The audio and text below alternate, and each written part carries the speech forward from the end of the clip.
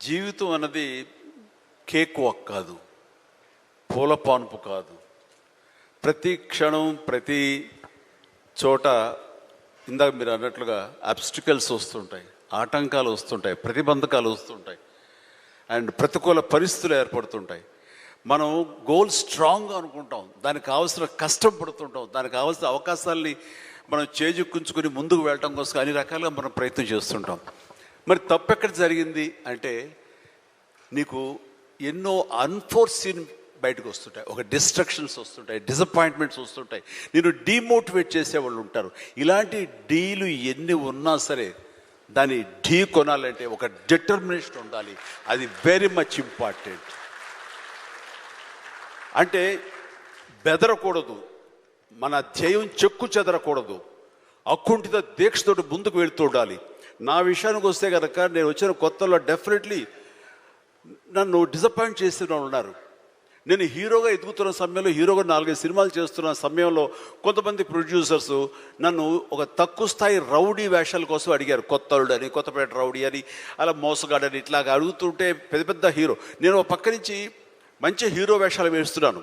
కొన్ని anti hero అయి ఉండొచ్చు, but hero lead man characters వేస్తుంటే ఎక్కడో డిసప్పాయింట్మెంట్ ఉంటుంది. అబ్బా ఏంటి నేను హీరోగా పాజిటివ్ క్యారెక్టర్గా, చట్టాన్ని కళ్ళు ఇలాంటి సినిమాల్లో హీరోగా చేస్తుంటే నన్ను చిన్న చిన్న రౌడీ వేషాలు ఏమంటున్నారు, నా జీవితం ఏమైపోతుంది, ఇలా కాదు కదా అని అనుకునే పరిస్థితి, వాళ్ళకి ఎదురు చెప్పలేని పరిస్థితి.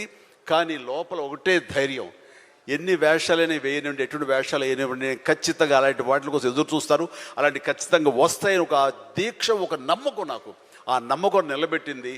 అండ్ ప్రేక్షకులు, నేను చిన్న చిన్న విలన పాత్ర 2-3 సార్లు సినిమాలు వేసినా సరే అందరూ కూడా చమక్కులా మరిచేవాడిని, ఆకర్షించుకునేవాడిని. ఇడెవడో భలే చూస్తున్నాడు, శబాష్, నెక్స్ట్ పిక్చర్ ఎత్తుంది చేయాలి, అండ్ ఇతను సాంగ్స్ బాగా చేస్తాడు, ఈ సాంగ్స్ పెట్టి ఇతను హీరోగా చేయాలంటూ ప్రేక్షకుల చేత నేను మనల్ని పొంది, ప్రేక్షకులు సినిమా ఇండస్ట్రీలో ఉన్నటువంటి ప్రొడ్యూసర్ని, డైరెక్టర్ని నన్ను ఖచ్చితంగా పెట్టుకుని తీసేలాగా చేశారు. కాబట్టి ప్రేక్షక దేవుళ్ళకి ఎప్పుడు నేను రుణపడి ఉంటాను. అది నా ఒక అధ్యక్ష, నా కాన్ఫిడెన్స్ వాళ్ళని రీచ్ అయ్యింది. నేను చెప్పుకోకర్లా, నువ్వు చేసే చిన్న పాత్రని పెద్ద పాత్ర సరే, నువ్వు చేసే దాంట్లో నీ కన్విక్షన్, నీ యొక్క హావభావాలు, నీ హుషారు వాళ్ళని ఎక్కడో తెలియకుండా రీచ్ అవుతుంది. సైకిల్ కుర్రాడు అంటారు మనూరు పాండవులు, అది 5 మందితో పాటు నేను ఒక కుర్రవాడిని. వాళ్ళకంటే పెద్ద క్యారెక్టర్ నాకు లెంగ్త్ ఏం లేదు, వాళ్ళకంటే స్ఫురద్రూపేం కాదు.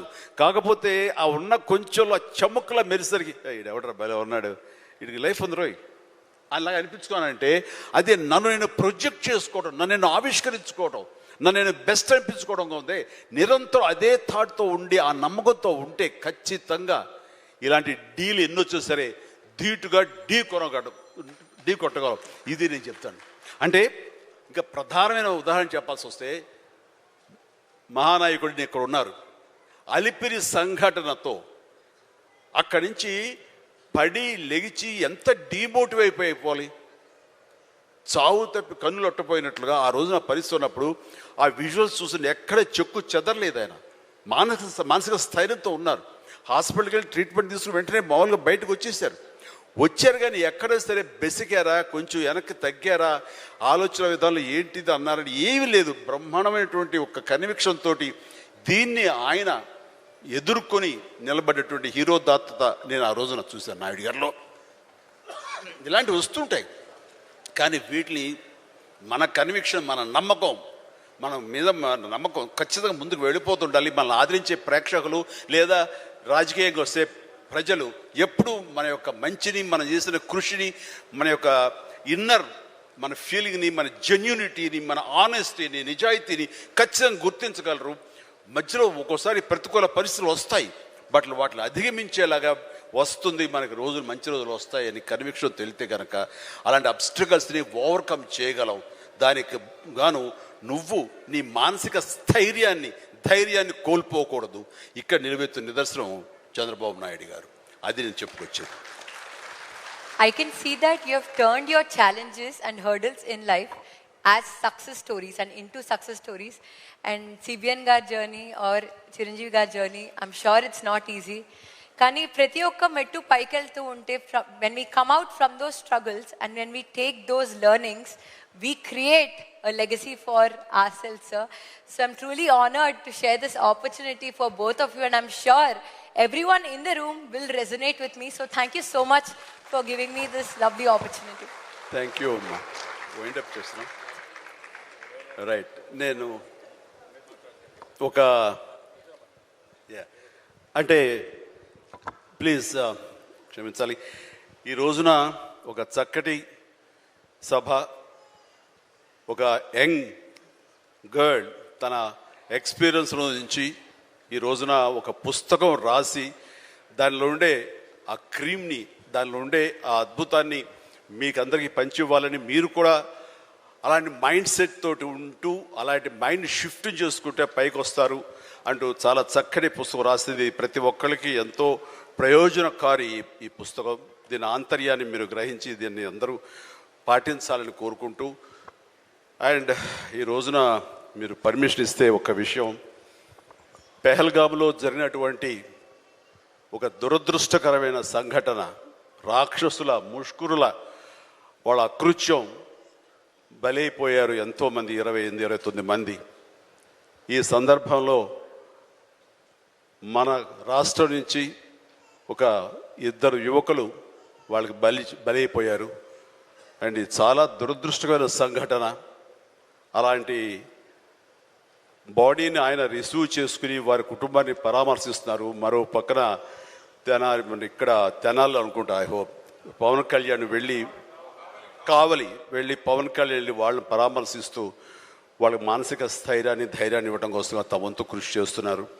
అండ్ వీళ్ళు చేసినటువంటి ఈ ప్రయత్నాన్ని మనస్ఫూర్తిగా నేను అభినందిస్తూ, అలాగే ఆ కుటుంబం 50 మందికి, అలాగే ఇతర రాష్ట్రాల్లో ప్రాణాలు అర్పించినటువంటి ప్రతి ఒక్కరికి హృదయపూర్వక నా కండోలెన్సెస్ని, సానుభూతిని తెలియజేస్తూ వాళ్ళ ఆత్మశాంతి చేకూరాలని సభాముఖంగా నేను కోరుకుంటున్నాను. ఇది సందర్భం కాదు తెలియదు, కానీ మనసు కలిచివేస్తుంది. ఇలా మీతో షేర్ చేసుకుంటే కొంచెం ఊరట లభిస్తుందని వారి సమక్షంలో నేను తెలియజేసుకుంటున్నాను. నేను రావటానికి ముందు మీరు ఏమైనా సంతాపాన్ని తెలిపారమ్మా? సంతాపాన్ని తెలియజేశారు ఇంతకుముందు? సో వారి సమక్షంలో ఒక 2 నిమిషాలు నిలబడి మనందరం మౌనం పాటించి వారికి మన నివాళులు అర్పిద్దాం.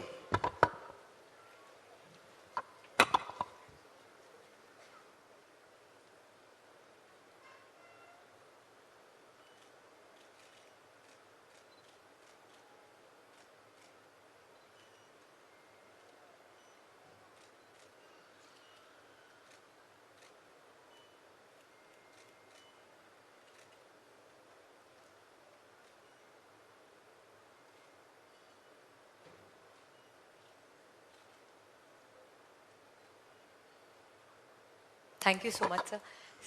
CBN, sir, any last words from your side? Any last words from your side, sir?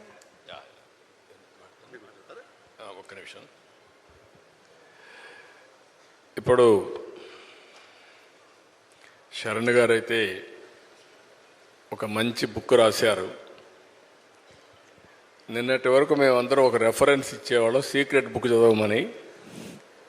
ఇప్పుడు మైండ్ సెట్ షిఫ్ట్ చదవమని చెప్పి రికమెండ్ చేయాల్సి వస్తుంది.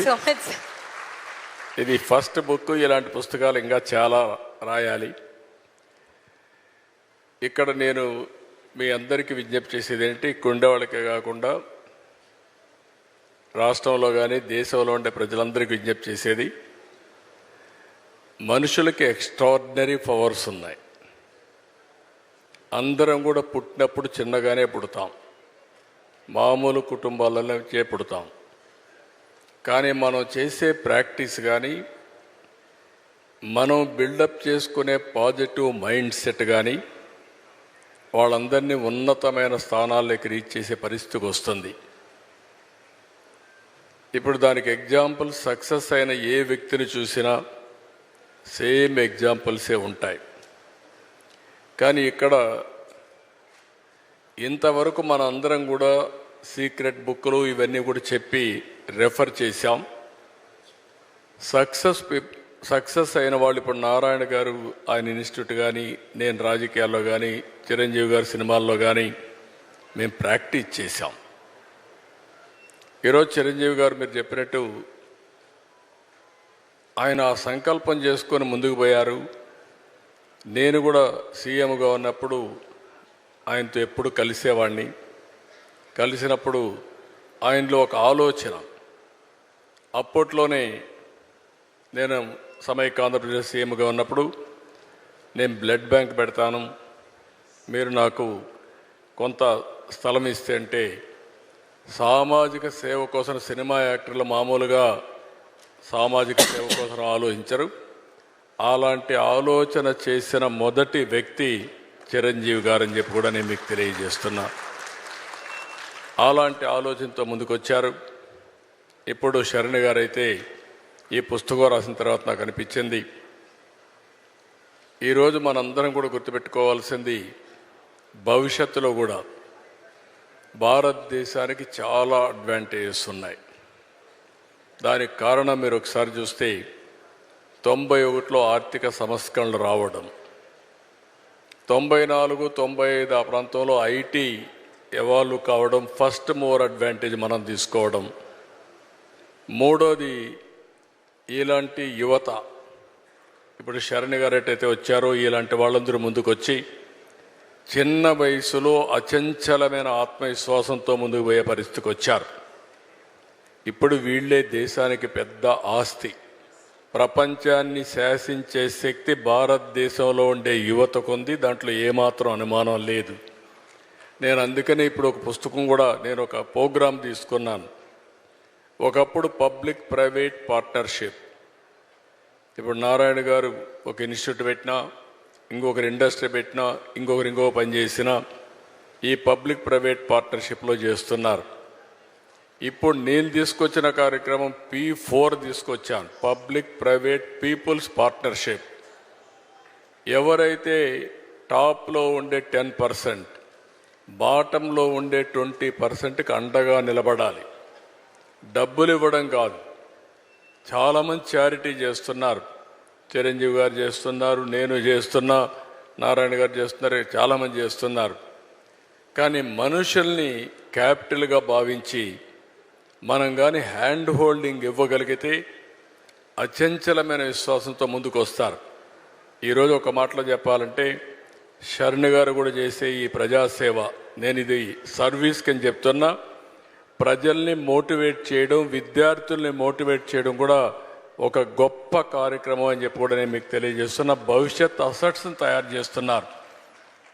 ఒక మైండ్ షిఫ్ట్, ఒక simple mind shift over a period of time బ్రహ్మాండమైన ఫలితాలు వస్తాయి. అలాంటి ఫలితాలు వచ్చినప్పుడు దానికి ఎక్కడా లేనటువంటి రిజల్ట్స్ కూడా వస్తూ ఉంటాయి. ఈరోజు మీరు చూస్తున్నారు, ప్రధానమంత్రి గారు 11 సంవత్సరాలు, ఏదైతే నరేంద్ర మోడీ గారు ప్రధానమంత్రి అయిన తర్వాత భారతదేశానికి ఒక సుస్థిరమైన ప్రభుత్వం వచ్చింది. ఈరోజు వికసిత్ భారత్ 2047 తయారు చేసిన తర్వాత 10వ ఆర్థిక వ్యవస్థగా ఉన్న ఈ దేశం 5వ ఆర్థిక వ్యవస్థగా తయారైంది. రాబోయే 2-3 సంవత్సరాల్లో 3వ ఆర్థిక వ్యవస్థగా తయారవుతుంది. ఆ తర్వాత 2047కి 1 కానీ 2 కానీ ఉంటాం. అలాంటి సమయంలో నిన్న జరిగినటువంటి సంఘటన చాలా బాధాకరం. ఏదైతే పహల్గామ్లో మీరు చూసినప్పుడు టెర్రరిస్టులు అటాక్ చేసి 25 మంది చంపేశారు. అంటే దీన్ని బట్టి చూస్తే దేశం సుస్థిరంగా ముందుకు పోతా ఉన్నప్పుడు అస్థిర పరిస్థితులు తీసుకురావాలని ప్రయత్నం చేస్తున్నారు. దీన్ని భారతదేశంలో ఉండే ప్రతి ఒక్క పౌరుడు కూడా దీన్ని తీవ్రంగా ఖండించాల్సిన అవసరం ఉంది, గ్రహించాల్సిన అవసరం ఉంది. నిన్ననే నేను ఎవరైతే చంద్రమౌళి డెడ్ బాడీని తీసుకొస్తే నేను వెళ్ళి రిసీవ్ చేసుకున్నాను. ఈరోజు పవన్ కళ్యాణ్ గారు కావలికి వెళ్ళి వాళ్ళ కుటుంబాన్ని పరామర్శించి వారు వచ్చారు. అంటే మేము చేయడమే కాదు, ఈరోజు ఇక్కడికి వచ్చినప్పుడు స్పాంటేనియస్గా నేను లాస్ట్లో చెప్దాం అనుకుంటే చిరంజీవి గారు ఆ ఇష్యూ తీసుకొని సంతాపం తెలియజేసే పరిస్థితికి వచ్చాం. ఈ విధంగా ప్రతి ఒక్కరూ బాధ్యతగా తీసుకొని దేశ సమగ్రతకు ముప్పు వచ్చినప్పుడు కానీ ఇలాంటి వ్యక్తులు ఎవరైనా ఈ దేశంలో ఇలాంటి అరాచకాలు చేసినప్పుడు ఖండించడమే కాకుండా భారతదేశ ప్రభుత్వానికి ప్రధానమంత్రి నరేంద్ర మోడీ గారికి పూర్తిగా సంఘీభావాన్ని తెలియజేయాల్సిన బాధ్యత మనందరిపైన ఉందని చెప్పి కూడా నేను మీకు తెలియజేసుకుంటూ, ఈ ఇన్స్టిట్యూట్ నుంచి మీరు అందరూ ఉన్నారు. ఎక్కడికక్కడ ప్రజా చైతన్యం కూడా చాలా ముఖ్యం. ఈరోజు ఇలాంటి శక్తులు కొంతమంది మనలో కూడా రావచ్చు, మామూలు వ్యక్తులుగా తిరగచ్చు, ఇలాంటి ఘోరాలు కూడా చేసే ప్రమాదం ఉంటుంది. కాబట్టి అప్రమత్తంగా ఉండాల్సిన అవసరం ఉందని చెప్పి తెలియజేసుకుంటూ, భారతదేశానికి ఆ శక్తి ఉంది, ఈ చిల్లర రాజకీయాలతో ఏమీ కాదు. అందుకే నిన్న కేంద్రం చాలా స్పష్టంగా చెప్పారు, ఏదైతే ఇలాంటి సంఘటన చేసిన వారిని ప్రపంచమే ఆశ్చర్యపోయే విధంగా ట్రీట్ చేస్తామని చాలా గట్టిగా చెప్పారు. అది భారతదేశం యొక్క శక్తి అని చెప్పి కూడా నేను మీకు తెలియజేస్తున్నా. కాబట్టి మనందరిలో కూడా ఆ చైతన్యం రావాలి, ఆ బాధ్యత ఉండాలని మరొక్కసారి కోరుకుంటూ, ఏది ఏమైనా చాలా బెస్ట్ ఈవెంట్. నువ్వు అప్పుడప్పుడు వీలైనప్పుడంతా వస్తూ ఉండమ్మా. నువ్వు బెస్ట్ ఎగ్జాంపుల్. నువ్వు మొన్నటి వరకు నిన్ను చూస్తే వారు చెప్పినట్టు కాన్ఫిడెన్స్ ఉండేది కాదు. నేను కూడా చిన్నపిల్లలు అనుకునేవాడిని, ఇంకా వీళ్ళని ఎదుగుతున్నారనుకున్నాను. ఈరోజు నువ్వు మారడమే కాకుండా 10 మందిని మార్చే శక్తి నీకు వచ్చిందంటే excellent. Congratulations. I wish all the best. Thank you so much. I'm proud of you. We are proud of you. Thank you. Good luck. I just hope my workbook, small changes, big impact, mindset shift, changes lives, sir. I'm extremely happy and grateful for both of you for gracing this occasion. Thank you so much.